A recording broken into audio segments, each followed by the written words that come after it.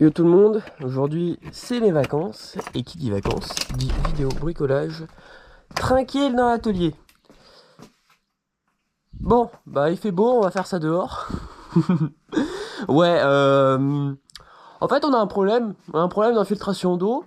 Du coup mon père a refait tout un truc pour que ça fuit plus, mais le problème c'est que maintenant il fait beau. Donc comme il fait beau, il n'y a pas de pluie. Comme il n'y a pas de pluie, bah on sait pas si ça fuit. Alors explication de ce qu'on va faire aujourd'hui. J'ai quelques problèmes sur mon vélo. Ouais, déjà ça. Ça, c'est une longue histoire. Vous allez voir, je vais bien galérer, vous allez bien rigoler. Et j'ai un autre problème de frein qui est pété depuis la vidéo de Nivot qu'on a filmé il y a à peu près 2 semaines. En gros, vous voyez, ça, c'est la tige de selle de mon Sun semi-rigide que j'avais à l'époque.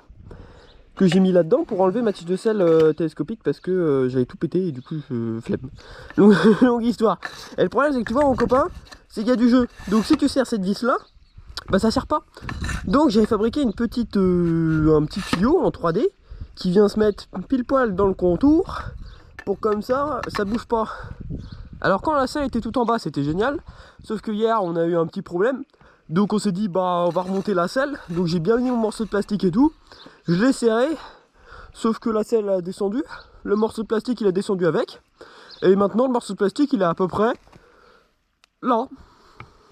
Alors maintenant, ce que je fais quand je démonte, je me fais chier un peu à enlever toutes les roues, mais au moins, comme ça, je me fais plus chier après. Petit atelier Lidl, mon pote. Tac. Stock. Toujours mettre les clés par terre, comme ça, si tu shootes dedans, t'as des chances de les perdre. Et toujours bricoler au-dessus d'un caniveau, comme ça, les vis, elles tombent dedans, c'est plus facile. Ah moi aussi j'ai une petite vanne sur ce vélo là, on peut mettre un porte-bidon. Alors quand tu regardes le cadre comme ça tu te dis bah frérot ça rentre jamais. Ouais comme ça ils ont été intelligents, tu le mets là. Je vais pas te mentir que si jamais t'as un escalier, une pierre ou quoi que ce soit qui tape, bon bah t'as plus de bouteille d'eau. Voilà c'était la petite fun fact si jamais. Donc c'est quelque part là-dedans.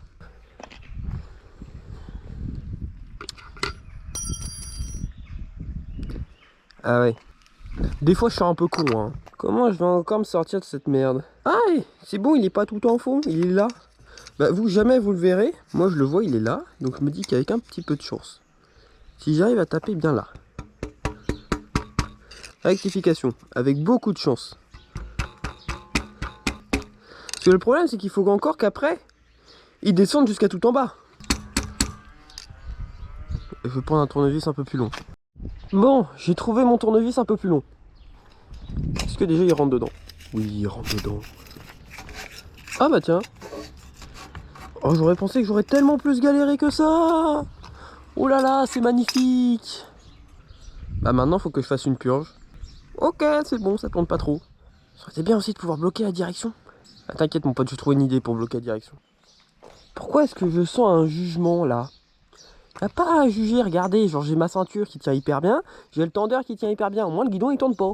Alors, pour changer un levier, vous avez besoin d'un levier, du petit écrou qui va avec, qu'on a récupéré sur un frein quelconque parce que bah, c'était pas livré avec. Ensuite vous avez besoin des petites cales en plastique pour caler les étriers, vous avez besoin d'huile, vous avez besoin d'un truc pour récupérer l'huile, vous avez besoin de votre kit de purge favori, vous avez besoin de la petite olive qui est non plus pas livrée avec le levier à 18 €, vous avez besoin d'un cutter pour couper ta durite, vous avez besoin d'un marteau et d'une pince. C'est parti!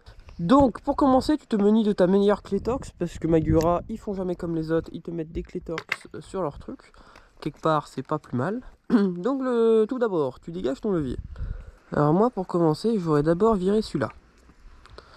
J'aurais été chercher celui-là. Celui-là c'est les biens parce que celui-là t'as un petit bouton que tu peux appuyer dessus pour l'ouvrir en grand. Allez s'il te plaît. Oui. Oh incroyable il rentre. C'est déjà magnifique ça. Vous en pensez quoi? Tac, voilà, tu le reclipses. Déjà, je vais vérifier un truc. Parce que Winnie m'a passé ça. Qui va sur ta durite et qui va là. Est-ce que ça rentre? Putain, magnifique, ça rentre. Tu prends ça et tu prends ça. Ah, ça va être le moment qui va être un peu technique. J'ai fait exprès quand j'avais monté mes Magura de mettre une durite plus longue parce que... En fait, les Magura, c'est des qui sont en plastique. Du coup... Je vais vous démonter le truc quand même pour que vous voyez. Du coup, en gros, la vis qui est là, c'est pas le même filetage que la vis qui est ici. C'est pour ça que je suis obligé de la changer. Parce que sinon, j'avais juste qu'à dévisser ce truc là. Hop, mettre le truc comme ça, dévisser et hop, revisser. Et là, c'était bon. Sauf que comme c'est pas la bonne, si je la démonte, il y a mon olive qui bloque. Donc je peux pas la changer. Parce qu'il y a le petit turbo qui bloque au bout de la durite. Donc je suis obligé de couper pour tout refaire. Yeah, welcome chez Magura. Nous on fait pas des trucs en alu, nous on fait des trucs en plastique. C'est pas du plastique, c'est du carbotecture. Carbotecture en fait c'est de plastique qu'on appelle du carbone. Mais c'est pas du vrai carbone, c'est juste du plastique. Mais on fait genre que c'est bien alors que c'est de la grosse merde. C'est la technique officielle. Hein. Non, mais va pas qu'on dise oui, Alan il fait n'importe quoi avec son vélo. Non, c'est vraiment la technique officielle, les gars. Allez, coupe! Grosse pute! Ah ouais, merde, je vais avoir des problèmes, moi. Si je dis... Ah! Voilà, j'en ai dans l'œil. Non, c'est bon. Si je dis grosse pute... Parce que maintenant, il n'y a plus le droit de dire des insultes. Sauf que c'est quand même ce qui est marrant. Du coup, bon, en fait, le jour où je serai monétisé, je pense que je vais chier sur la monétisation et je vais plus dire grosse pute dans les vidéos, et puis bon, c'est pas grave. Bon, ça c'est pas mal, ça c'est pas mal. Maintenant, il faut surtout pas que tu te fasses avoir. Faut d'abord que tu mettes ça et ça. Parce que après, tu vas mettre ta petite olive. D'abord, je mets celui-là. Après, je mets celui-là dans le bon sens. Après, je vais chercher le petit truc d'olive. Tu fais attention, tu mets celui-là. Celui-là, il a pas de sens. Bon, Inch'Allah, il a pas de sens. Tu mets ça. Et après, tu arrives là et tu fais ça rentre pas. Donc, tu récupères de retour ton système gitan de pince et de trucs là. Tu prends ton petit marteau. Tu viens caler. Je viens de me faire peur. J'essaie de l'enfoncer d'abord un peu à la main. Ok. Comme ça, au moins, il risque plus trop de se barrer. Ah, tu cales le marteau entre tes genoux. Tu arrives à tout pincer avec la pince des gitans. Après, tu récupères tout ça. Tu déclipses ça de là. Tu fais attention à mettre tes gaines bien comme elles vont. Donc à peu près comme ça. Pas que tu as un nœud entre tes deux là. Tu cales ça comme ça là-dedans. Tu vois mon copain? Tu vises ça. Alors le truc c'est que j'ai mis une olive Magura. Et je sais pas si les olives Magura rentrent dans les Shimano. Donc Inch'Allah ça marche. Ensuite pour défaire le nœud qu'il y a là, bah, je pense qu'il faut dévisser ça et puis le laisser faire des tours. Hein. Hop, voilà, tu vois. Il y a juste qu'à défaire le petit nœud comme ça. Hop, après ça tu reviens le caler là. Donc d'abord, lui tu regalères à le revisser parce que c'est un peu de la merde quand même. Bodum. Alors ensuite, l'autre chose que tu as à faire, c'est que tu vas là. Il faut enlever tes plaquettes.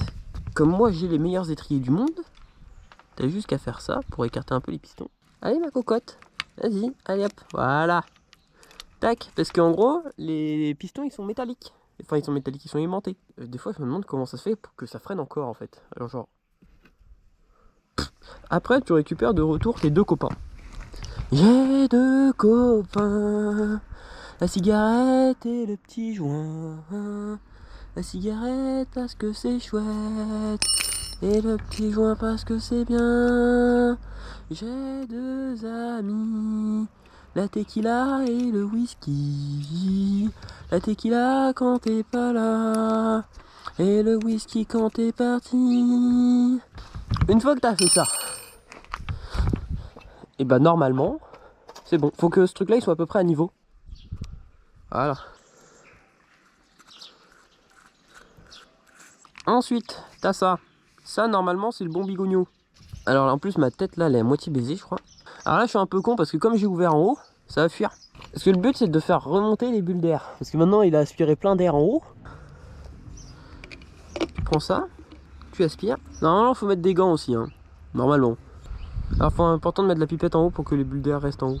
Alors, faut faire attention quand t'as des trucs comme ça. À bien que tes bulles remontent. Hop. Donc, la petite astuce, c'est que tu mets ça là-dedans.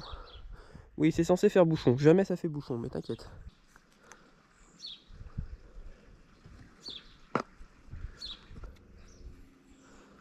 Tu vois, comme ça, maintenant que j'ai mon petit capuchon, ça a pu fuir.